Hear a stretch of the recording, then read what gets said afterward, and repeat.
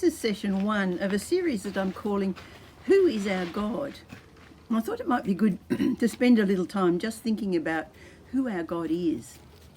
Now, obviously, I'm not going to come up with an absolute definition of God, but it's good to look at his character and his characteristics, because how we see God impacts on how we relate to him. So let's start with the fact that God created the universe and everything in it. That raises every kid's logical question, well, who created God? And that's our first step in realising that God is beyond our limited understanding. We live in a created world, it's governed by time and space, and we can't think outside of that. But God is outside of time and space. When we go to be with him, we will be outside of time and space. It will always be the present in heaven. No sense of passing time, no sense of past or future, just present. When Moses met with God at the burning bush, he said to God, "If I go to the Israelites and say to them, 'The God of your fathers has sent me,' and they will ask me, 'What is his name?' then what shall I tell them?" And God's reply was, "I am who I am." Now, it sounds a little bit churlish in English, a little bit like God saying, "Well, I'm not going to tell you my name." But actually a more accurate translation of it is, "I am life, I am existence." And this gives us a clue that all created life comes from this source of life. It has no beginning and no end.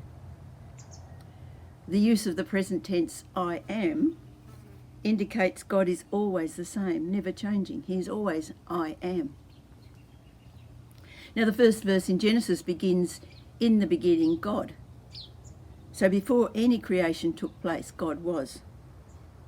And that's the one stable thing through all of creation, God. Jesus and the Holy Spirit were there at creation. He is Father, Son and Holy Spirit. He hasn't changed. Genesis tells us that the Spirit was hovering over the water. And then in John's Gospel, he begins, "In the beginning was the Word, and the Word was with God, and the Word was God." And then he says a little later, "And the Word became flesh and dwelt among us." So Jesus was there from the beginning. Also in Colossians chapter 1, Paul is speaking about Jesus, saying, "All things have been created through him and for him. He is before all things, and in him all things hold together." Jesus is not a created being, he is God. He was there from the beginning of creation and he still lives now. Yes, he did become a part of creation for a time. But there are many times when Jesus uses the term I am. I am the way. I am the truth. I am the life. I am the light of the world.